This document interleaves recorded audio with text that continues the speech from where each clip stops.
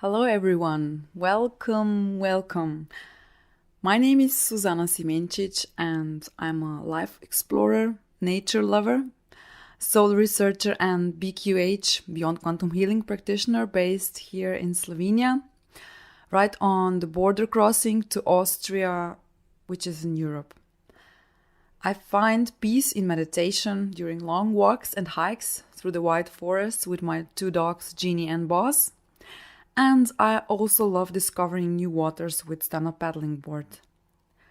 The best way to ground myself is to experiment in the vegetable and herb garden.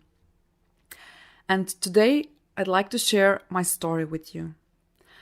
Not to talk so much about myself, but to give you the opportunity to find yourself in it. The reason I'm doing this is because I found myself in other people's stories and it many times changed my life. So, here it is. Many graduate from university, even get advanced degrees. Some pursue a career and become successful and satisfied in their field of expertise. Others burn out and suffer from anxiety. Others get married, have children, and are occupied with feeding their families and paying their bills.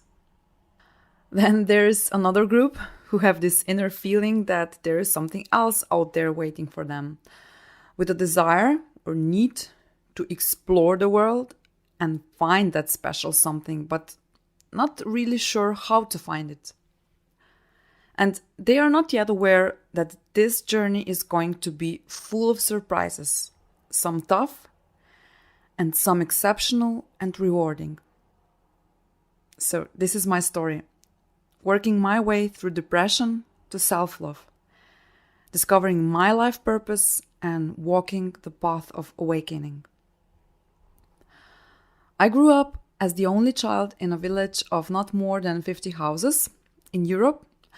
Actually, it is the only country with love in its name, and it's called Slovenia. I was always looking for a moment of peace and quiet since our house was right next to the road with a lot of traffic. Plus, there was the yelling and shouting of my parents. I was angry and unhappy. And thank God my grandparents lived only a short distance from our house.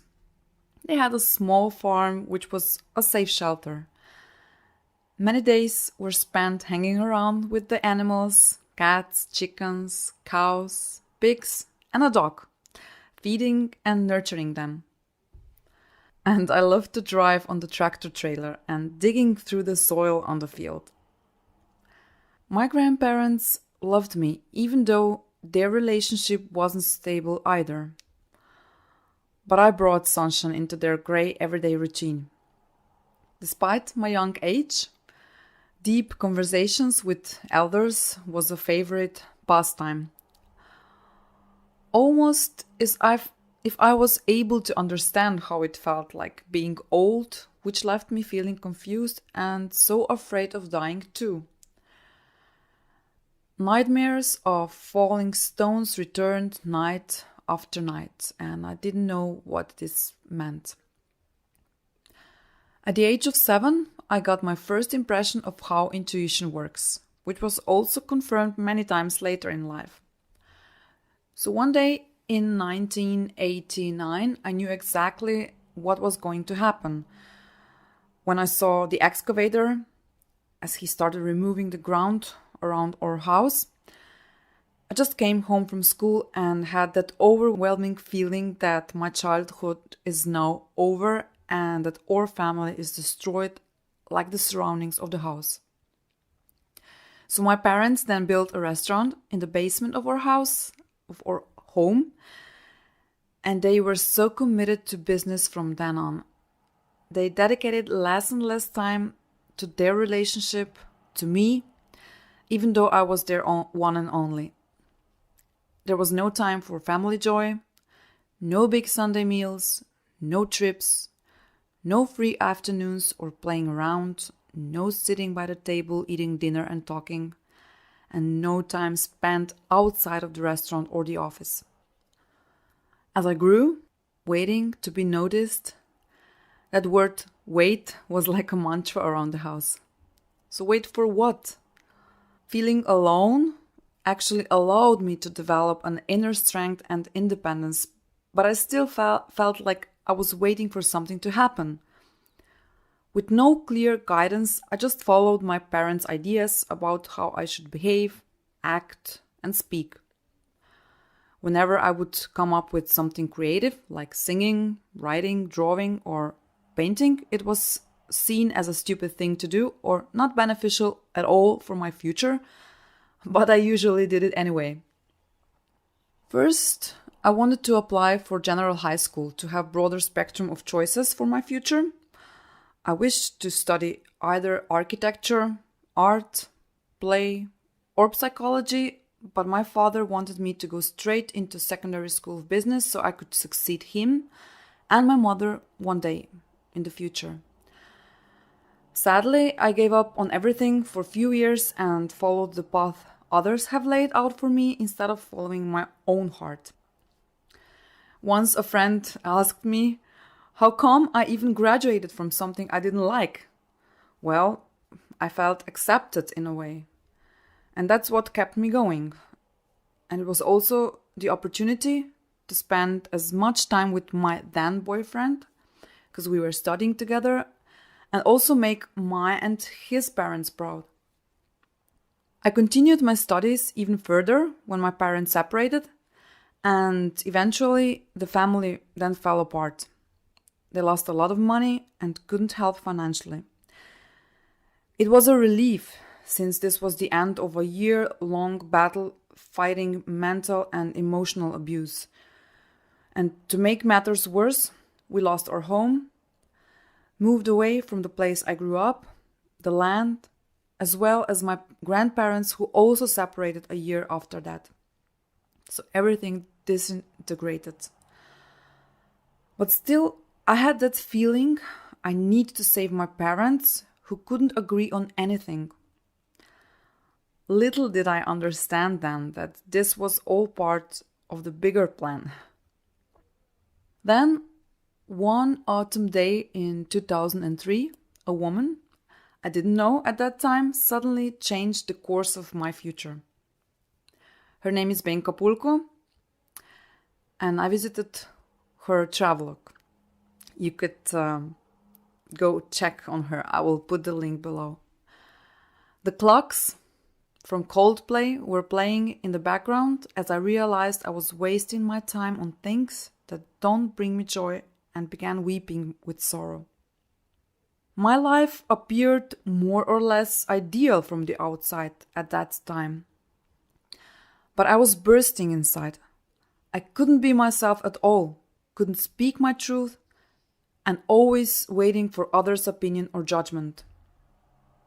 Not getting any understanding or approval from the people around me triggered me so much that I suffered from hysteric attacks and nervous breakdowns.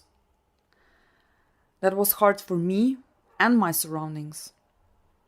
I was slamming doors, screaming, crying out loud, throwing myself on the floor, headbanging, punching a wall or strongly hitting the floor with palms and feet, pulling my hair out, scratching myself all over the body and face. Once our neighbors called the police because I was so loud. Several times I thought this has to be rock bottom, but it never was. I read many personal growth books, books about psychology, emotions, relationships, searching for answers. After finally getting professional help, which was like putting a plaster over a wound, my condition did not improve. What I wasn't aware of at that time was that those wounds were important lessons on my way to self-healing. In 2005, I found myself at a turning point in life, one of many actually, in hindsight. I was finally able to let go and surrender to something new and unknown. I felt I had all the support from my guides, angels, whoever was there to help me. Everything I did was based upon my gut feeling or intuition. I learned about the new concept around spirituality, and all the books, people, events were delivered to me on a carousel by coincidence. Many things happened, from walking on the embers, seeing an energy healer and also another spiritual healer, but everything was orchestrated. I surrounded myself with beautiful energies, and I was interested in so-called spiritual healing work. So what happened next? My inner critic was so loud. You're way too young. Nobody is going to believe you. No one is going to believe in you. You need more experience. You're too naive and you can get burned. Today, it is so clear to me why I had to go through all the challenges. It was hard training, and I'm grateful to the moon and back for that training. Even though life was showing me signs to wake up, I was convinced that my chosen path was totally right, and it was the one. I was convinced a singing career was the one, then working on the radio and writing for an online newspaper agency, and then an event manager felt right. When I discovered my passion for working with dogs and dog owners, that was it. I can still remember my first steps into entrepreneurship when I decided to work as a dog walker and dog sitter in 2010. Everyone asked me if I completely lost it, wasting my knowledge from the university, time and energy I spent for studying and gaining experiences in different companies for this kind of simple work. This was the most common response. Some of them said, if that makes you happy, but I could feel them they didn't get it. So for the next 7 or so years, I kept them proving wrong. I got €4 for my first dog walk, and it felt like a fortune to me. I was finally free. I was moving more rapidly into the right direction, or so I thought. And no one could stop me. No one. I built up my doggy business, offering canicross and running with dog trainings, dog fitness, organized dog hiking and running events and festivals, and did coaching for dog owners. I even developed my own stand-up paddling with dog program. I evidently had to be hit hard many times, personally and in business, needing to be shaken so I could learn the lessons. My relationships with men suffered. They were so unhealthy and in that time, and I had little to no support. I had a lack of self-love and no self-respect, and burned out at least twice with an empty bank account and no health insurance. Never to call it quits, I found love again and starting another business with a partner and thought it was going to work out well, but it didn't. Well, at the end it was. It was all as it was supposed to be.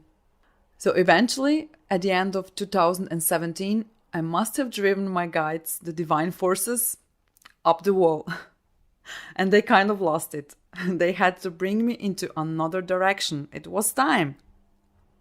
I was physically exhausted, writhing in pain with my lower back hurting so much I could barely walk.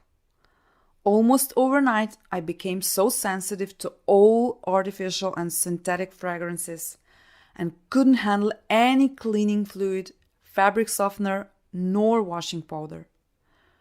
I suffered from hard headaches at nights and had difficult dreams or nightmares, constantly waking up even more tired than when I went to sleep. And it went on for months. And even my partner had enough and made me promise to listen to guided meditations for 1 month. It was kind of funny since I had already researched the different books, audiobooks about spirituality and personal growth. I knew it all, in theory. I needed to reprogram myself, my thinking patterns, beliefs, emotions, in order to not fall into the gap, using different exercises. The first 2 months I only worked on my thoughts and feelings, and meditation becoming my daily routine. There was no plan, no expectations, but I enjoyed all the support, and the signs along the way validated my acts and the things I was doing. It was kind of surrendering. The year 2018 was full of insights, full of learning, enlightenment, unexpected events, sensing, and significant findings about soul contracts. I started feeling pins and needles when talking to specific people. I felt chills down my spine and felt other sensation which made me feel that this is exactly where I was supposed to be. I was overcome with feelings of humbleness, gratefulness, indescribable happiness to experience this world here and now. In March of that same year, I visited a lecture about permaculture, just for fun, to learn something new. And there was a woman there to whom I was instantly attracted. This lady in white linen shirt approached me. I felt her presence and burst out crying like two friends who haven't seen each other for a very long time. I looked into her eyes with full trust. She began speaking in a language I couldn't understand. 6 months later, I found out it was actually light language. When she was finished with so-called procedure, she said, "Your codes are activated. Do you know who Dolores Cannon is?" It was the first time I ever heard that name, but it would be the start of a huge change. So after a few weeks, I ordered first Dolores Cannon book about past lives and regression work, and then read another one and watched all kinds of videos about this topic on YouTube and wondered, is this what I'm supposed to do? Ever since the activation, I was only doing things that felt right and were aligned with my calling, even though I wasn't fully aware of it yet. I just responded to whatever my inner voice kept advising. I went from crawling to baby steps and only made decisions from heart consciousness.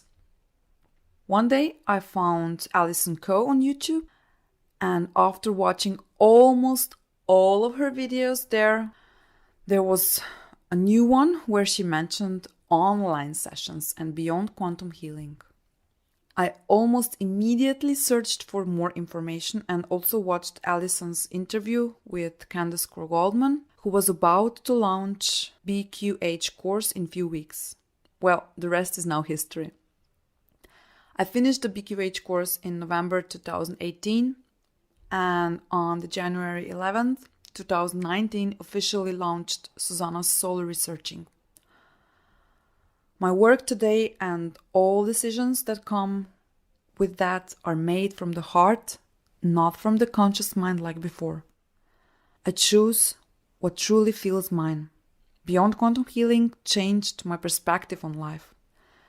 It helped me to trust myself again, to overcome fears from failing, and changed my belief that I am not good enough.